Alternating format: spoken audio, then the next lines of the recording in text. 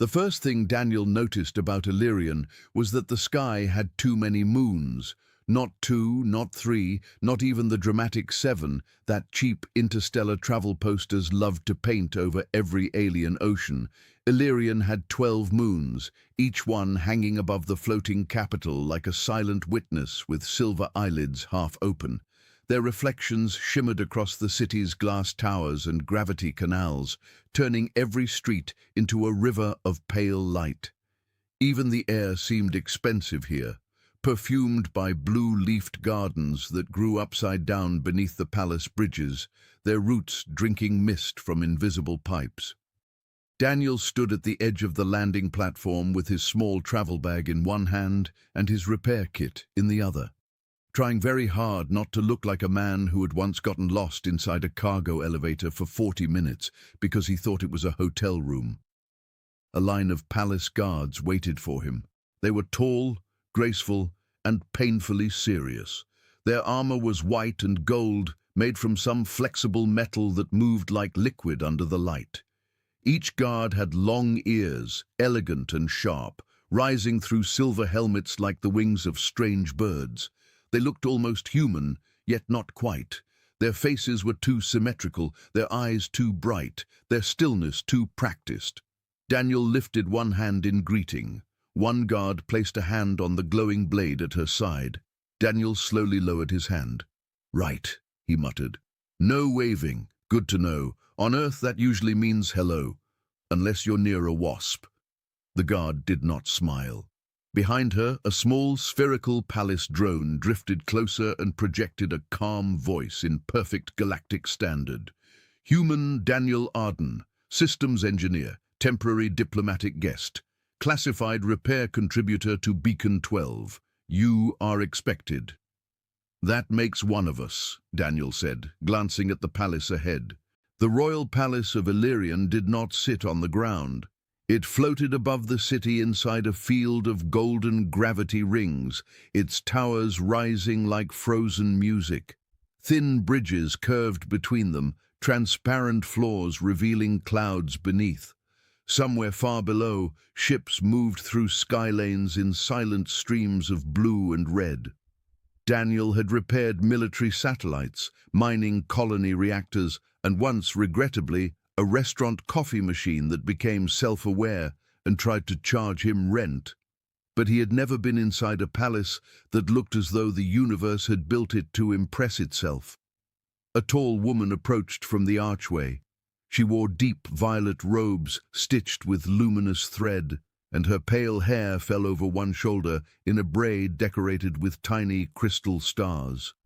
She looked human in shape, but her long ears marked her clearly as Elyrian. Her expression was kind, tired, and careful. "Daniel Arden," she said. "I am Princess Valera. On behalf of the royal house, welcome to Elyrion." Daniel bowed, but halfway down he remembered he did not know how low humans were supposed to bow to alien princesses, so he stopped at an awkward angle that made his back click. The princess blinked. Daniel straightened too quickly. "Sorry, my spine filed a complaint." For the first time, one of the guards made a sound that might have been a cough, or a laugh being murdered before it could escape. Princess Valera's lips curved faintly. "You may stand normally. We do not require humans to damage themselves in greeting."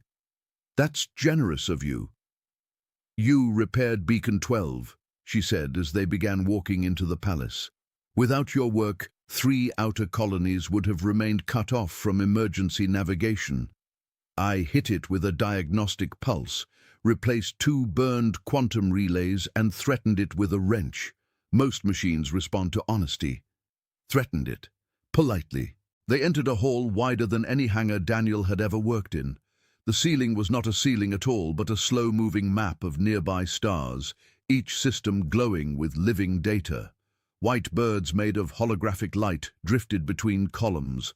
Servants moved quietly. Nobles turned as Daniel passed, their beautiful faces unreadable. He could feel their curiosity pressing against him like cold fingers. A human in travel-worn boots did not belong here. He knew it. They knew it. Even his bag seemed embarrassed. At the far end of the hall, upon a raised platform of black crystal, stood Queen Seraphine. She was older than the princess, though not by much in appearance, with silver-gold hair and a crown shaped like a ring of frozen lightning. Her long ears were adorned with thin chains of blue gems. Her gaze settled on Daniel with the weight of lore, history, and several hundred guards. Daniel resisted the urge to say something stupid. Unfortunately, resisting urges had never been his strongest skill. "Your Majesty," he said, bowing more carefully this time.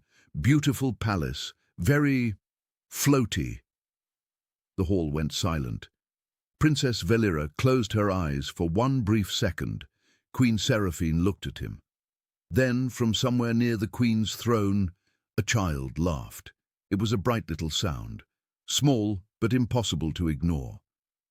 Daniel glanced toward it and saw a little girl seated on a soft hover cushion beside the princess's chair. She was perhaps 3 years old, with pale golden hair, large blue eyes, and long, delicate ears that made her look like a tiny storybook creature who had stolen the moonlight and hidden it in her face. She wore a white dress embroidered with silver leaves. Her hands were clasped over her mouth as she giggled at him. The entire court seemed to soften around that laugh. Princess Velira hurried toward her. "Lyra!" The child pointed at Daniel and laughed again. Daniel placed a hand over his heart with theatrical dignity. "I am honored to be recognized by the smallest and clearly wisest member of the royal family." Lyra kicked her feet happily, though the movement did not shift her from the cushion. Her legs were supported by thin bands of blue light around her ankles and knees. Daniel noticed them only after the laughter faded. Medical stabilizers, beautifully designed, expensive, desperate. Something changed in Princess Velira's face when she saw him looking. Not anger, not shame, a quiet pain that had learned how to stand in public without trembling. Queen Seraphine descended the steps from her throne. "My granddaughter has not laughed at a stranger in many months." "I usually have that effect on children," Daniel said gently. "Adults too, but for different reasons." Lyra reached both arms toward him. The guards shifted. Princess Velira froze. Daniel looked around. "Is that allowed? Because everyone just moved like I accidentally opened an airlock." The Queen studied the child, then Daniel. "Approach slowly." Daniel stepped forward, feeling more nervous than he had while repairing a reactor during a meteor storm. Lyra watched him with shining focus. When he crouched in front of her, the little girl leaned forward and touched the sleeve of his jacket, as if confirming he was real. "Hello," Daniel said softly. "I'm Daniel. I fix broken things and sometimes make them worse first." Lyra babbled something in Elyrion, fast and musical. The translation drone drifted beside Daniel's shoulder. "She says your face is funny." Daniel nodded solemnly. "Accurate translation." The princess covered her mouth, and this time her smile was unmistakable. Lyra patted Daniel's cheek. Her fingers were warm. The medical bands around her legs hummed softly, and Daniel felt, rather than heard, a faint vibration pass through the floor beneath him. For one strange second, the glowing star map above flickered. No one else seemed to notice except the Queen. Her eyes lifted to the ceiling, then lowered to Daniel. Before she could speak, a palace physician approached. He was thin, severe, and dressed in a coat lined with silver instruments. "Your Majesty, the child should not be overstimulated before the festival rehearsals." Lyra immediately made a face at him. Daniel whispered, "Is he the doctor?" The drone translated Lyra's reply. "She says, he smells like old soup." The hall went dangerously silent. The physician's ears stiffened. Daniel coughed. "On Earth, old soup can be very respected." Lyra laughed so hard she nearly tipped sideways, and Daniel caught the edge of her cushion before the stabilizers corrected it. The princess's hand flew to her chest. The Queen took one quick step forward, then stopped. Daniel looked down at the cushion. Sorry, reflex. I catch falling things, tools, people, my own bad decisions. Princess Valera whispered. Thank you. The words were too small for the enormous hall, but Daniel heard them clearly. Later, after the formal welcome ended and the nobles had finished staring holes through his jacket, Princess Valera led him through the palace corridors toward the guest wing. Lyra insisted on following, floating beside them on her cushion, while 2 nurses and 3 guards trailed behind as though escorting a tiny emperor. She likes you, the princess said. Because I'm new, give her a day. She'll discover I don't know which fork is for glowing food. You repaired a pre-collapse beacon alone. Surely you can survive dinner. I once tried to eat decorative soap at a Martian embassy. The princess stared at him. In my defense, it was shaped like bread. Lyra clapped. The corridor opened into a garden suspended inside a glass dome. Plants with translucent leaves whispered in the artificial breeze. Small robotic insects moved between flowers, carrying drops of nectar that glowed green. Beyond the dome, clouds rolled under the palace, and the city floated in layers of light. At the garden's center stood an old statue, a faceless figure holding a child by the hand. Daniel paused. The statue was different from everything else in the palace. Older, darker, its stone surface was cracked, and thin lines of dormant circuitry ran beneath the surface like veins. "What is that?" he asked. Princess Valera followed his gaze. "A relic from before our recorded monarchy. No one knows who carved it. Some say it represents the first guide." Lyra suddenly became quiet. The blue bands around her legs flickered. Daniel frowned. "Are her stabilizers supposed to do that?" The nurses hurried forward, checking readings on floating screens. One shook her head in confusion. "No malfunction, Your Highness. The devices are receiving external resonance." "From where?" the princess asked. The garden lights dimmed. The ancient statue emitted a single low tone. Every guard reached for a weapon. Daniel raised both hands. "I would like to say officially, I did not touch anything." A seam of gold opened across the statue's base. Dust spilled from hidden panels that had not moved in centuries. Symbols appeared in the air, rotating slowly, written in a language Daniel did not know, but somehow felt he had seen in dreams made of machinery and starlight. Lyra reached toward the statue, not toward her mother, not toward the nurses, toward the old, faceless figure. Then she turned and looked at Daniel, smiling with a certainty that made the garden feel suddenly smaller than a breath. Princess Valera whispered his name. Daniel stared at the glowing symbols, then at the child whose legs had never carried her anywhere, then at the ancient machine waking beneath a royal palace on a world with 12 moons. "Well," he said quietly, because fear had always made him honest and humor had always been his emergency oxygen, "I'm starting to think the dinner forks are going to be the easy part." By the time the Star Harmony Festival began, Daniel had already learned 3 important things about the Elyrian palace. First, every door listened. Second, every hallway remembered where you had gone. Third, the royal breakfast jelly was not jelly, but a living diplomatic organism that disliked being spread on toast. The third lesson had caused a minor incident. "It moved," Daniel explained for the 4th time, walking beside Princess Valera through a corridor filled with floating lanterns. "I thought it was attacking the bread." Valera was trying very hard not to smile. "It was greeting you. It climbed up the knife. That is how it greets. It whispered my name. It was being polite." Daniel looked back at the dining hall doors with deep suspicion.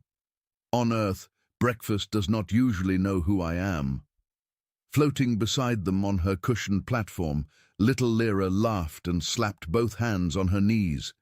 The blue medical bands around her legs shimmered softly, adjusting to every movement she made. She had been laughing more since Daniel arrived. The nurses had noticed it. The guards had noticed it.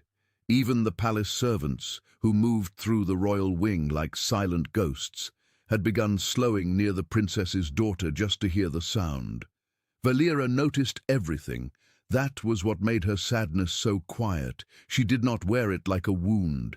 She folded it carefully behind royal grace, behind gentle commands, behind the way she touched Lyra's hair when she thought no one was looking.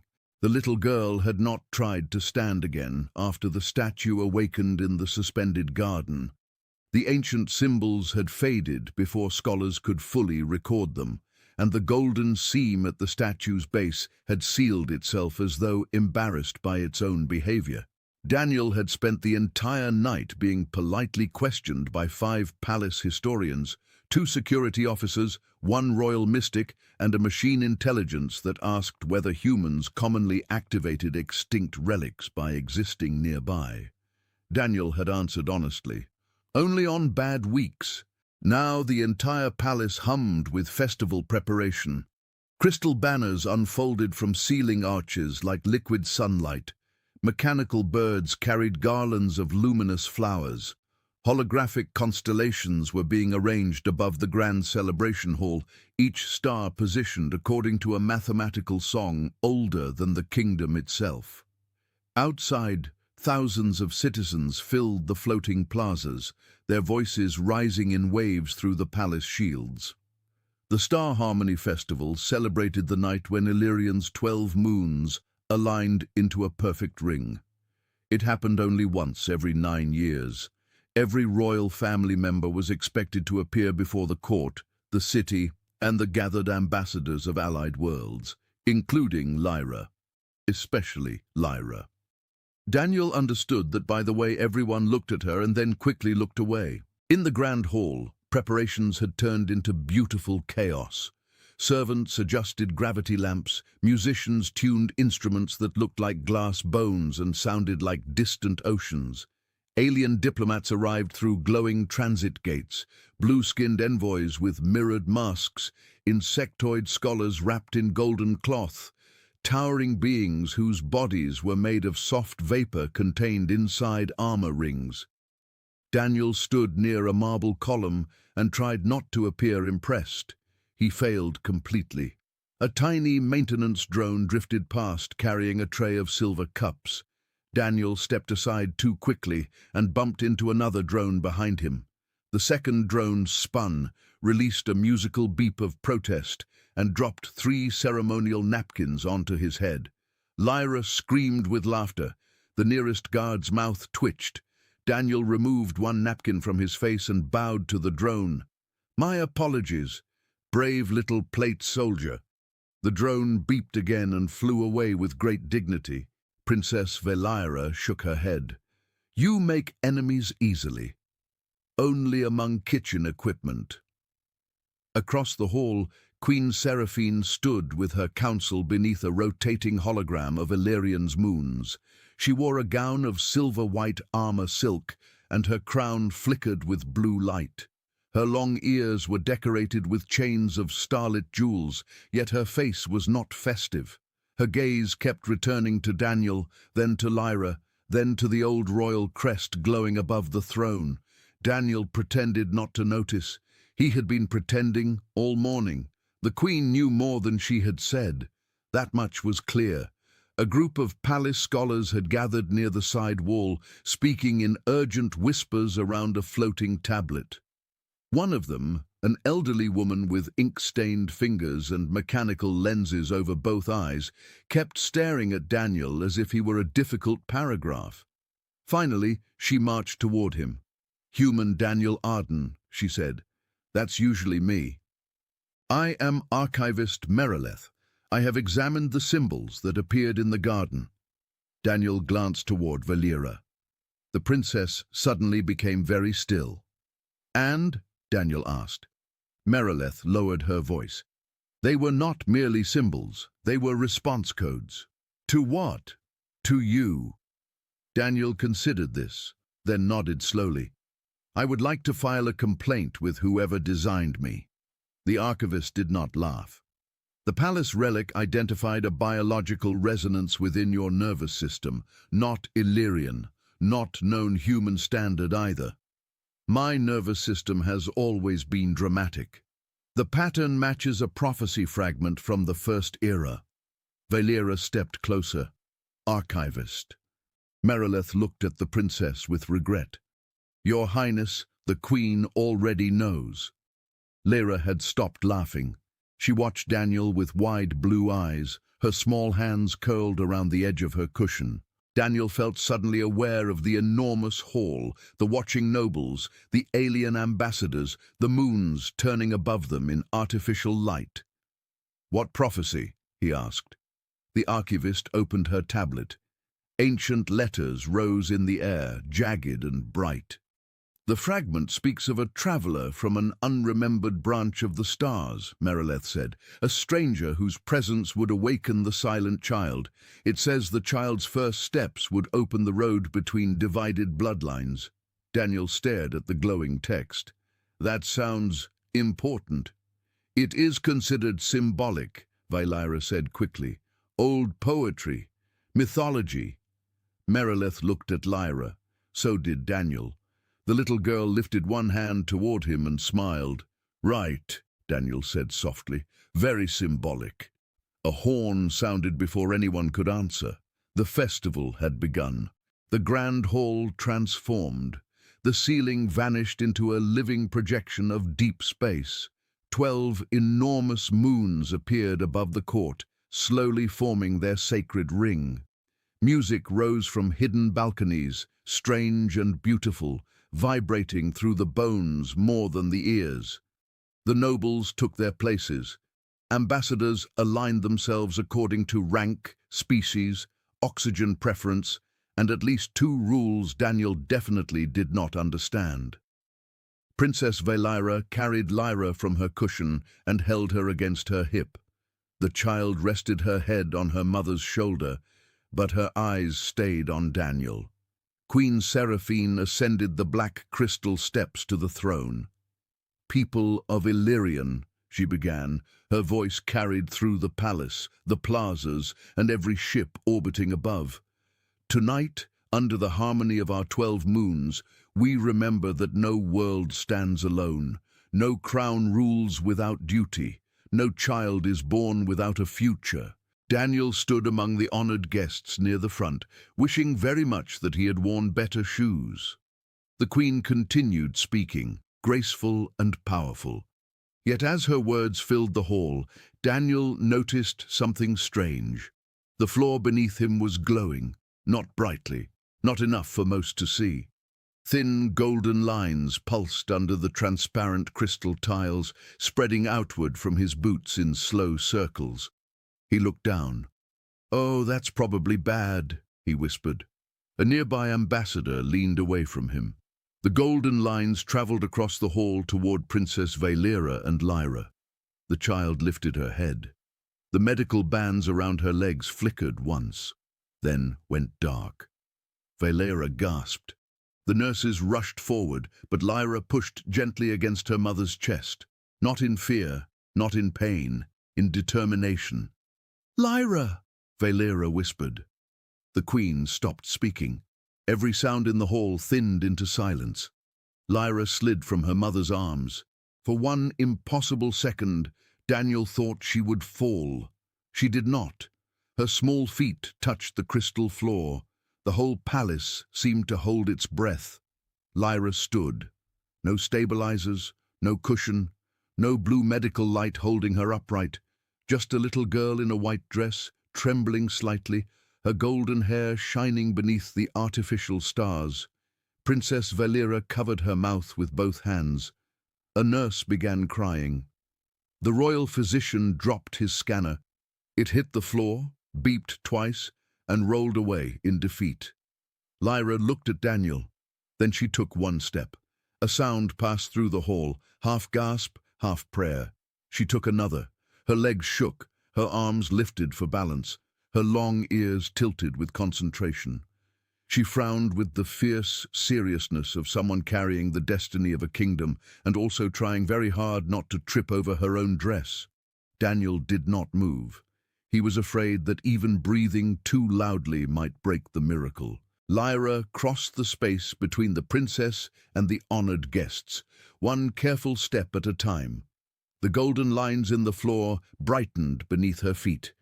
Above them, the 12 holographic moons began turning faster, aligning not with the festival sequence, but with something older beneath the palace. Queen Seraphine descended the throne steps slowly, her face pale with shock. "Impossible," whispered archivist Merileth. Daniel crouched because suddenly he could not bear to tower over the child walking toward him. Lyra's last step wobbled. Daniel opened his arms. She reached him, grabbed his jacket with both hands, and pressed her face against his chest.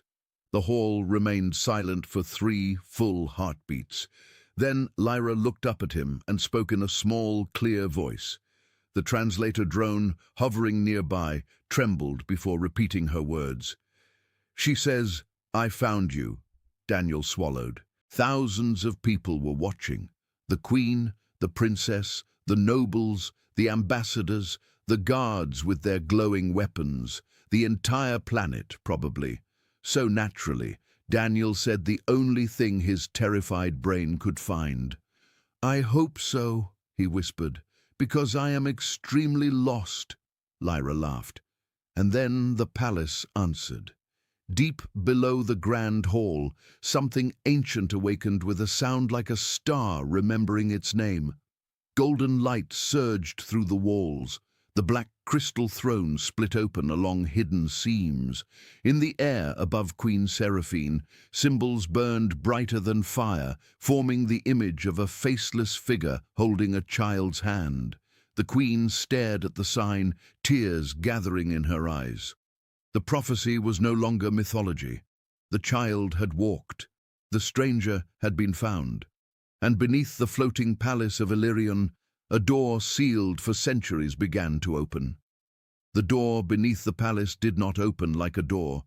It unfolded. Layer after layer of black crystal withdrew into the floor, each piece sliding away with the patient grace of something that had waited centuries and did not feel the need to hurry now. Golden light rose from below in slow-breathing waves, painting the shocked faces of nobles, guards, ambassadors, and servants. The music of the festival had stopped, yet another sound replaced it, a deep, mechanical hum, old and sorrowful, like a sleeping city remembering rain. Daniel remained crouched in the center of the grand hall, with Lyra clinging to his jacket. The little girl's legs trembled from the effort of walking, but her smile was bright and fearless.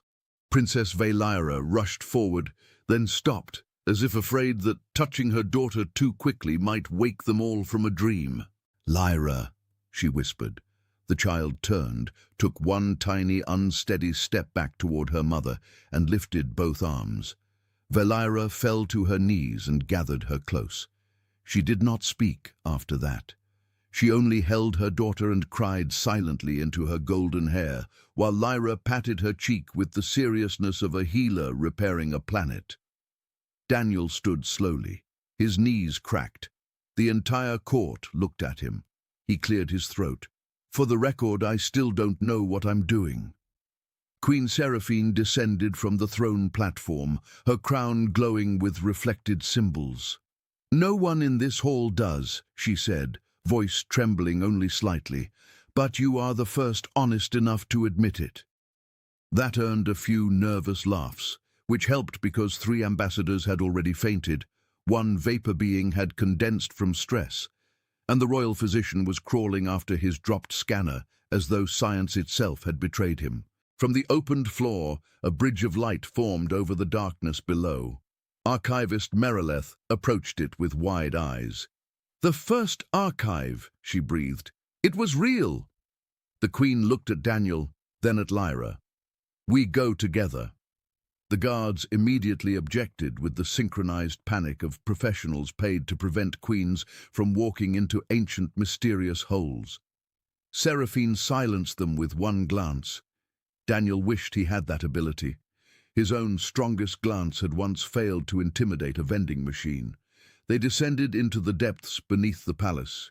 The queen, the princess carrying Lyra, archivist Merilith, 12 guards, and Daniel, who stayed near the back because mysterious glowing staircases rarely improved when humans stood in front. The walls around them were not stone, but living machinery, covered in veins of gold, energy, and transparent panels, showing streams of data moving like fish under ice. At the bottom waited a chamber so vast that the palace above seemed small. Thousands of black pillars stood in circles around a central sphere of light. Inside the sphere floated images, ancient Elyrians with long ears, standing beside human figures in early pressure suits, ships shaped like silver seeds, worlds connected by bridges of blue fire. Daniel forgot how to breathe. Merilith touched one shaking hand to a pillar. This archive says humans and Illyrians once shared the same exploration network. Before the collapse, before memory was broken, the Queen stared at the images. Our histories were separated. Hidden, the archivist corrected, protected. The sphere brightened. A voice emerged, layered with countless tones. Genetic resonance confirmed. Human branch recovered. Elyrian royal line stabilized. Child of convergence awakened. Daniel pointed at himself. Recovered sounds better than accidentally invited. Lyra giggled against her mother's shoulder. The ancient intelligence continued, revealing the truth in patient fragments. Centuries ago, an extinct civilization had foreseen a galactic war that would erase entire bloodlines. They sealed the archive and scattered its keys across distant worlds. One key had rested inside Illyrian royal blood. Another slept, almost invisibly, inside a human line that eventually led to Daniel. The beacon he repaired had not merely sent a signal. It had recognized him and called the palace to invite him. So the diplomatic invitation was a trap, Daniel asked. A guided reunion, the archive replied. Wonderful. Kidnapping with better stationery. Even Queen Seraphine smiled then, though tears still shone in her eyes. The archive explained Lyra's condition at last. She had not been weak. Her body had been waiting for a neural pattern only the second key could awaken. The finest doctors had failed because they had searched for damage, not incompletion. Daniel's presence completed the ancient circuit. Her first steps had opened the archive, but her future would belong to herself, not to prophecy. Valera hugged her daughter tighter. She is not a tool. No, said the archive, she is a bridge. The words settled over them with quiet power. When they returned to the grand hall, dawn had begun to silver the 12 moons. The people of Elyrion still waited outside the palace shields. Thousands of faces turned upward. Rumors had already spread faster than starship engines. Some expected a god. Some expected disaster. Daniel strongly preferred a third option involving breakfast that did not speak. Queen Seraphine stepped onto the balcony with Valera and Lyra beside her. Daniel tried to remain behind a pillar, but Lyra saw him, frowned, and pointed with royal authority. The guards moved aside. Traitor, Daniel whispered to the child. Lyra grinned. So he stood beside them as the queen told her people the truth. Not every dangerous secret, not every technical detail hidden in the archive, but enough. Humans were not strangers. Illyrians were not alone. The prophecy was not a chain, but a message left by ancestors who believed broken histories could be healed. Then Lyra, still held by her mother, squirmed until Valera set her down. A gasp rolled through the crowd below. The little girl took 3 careful steps across the balcony toward Daniel. This time, no golden light forced the moment. No ancient machine sang beneath them. No prophecy burned in the air. It was simply Lyra, stubborn and small, walking because she wanted to. She reached Daniel and grabbed his hand.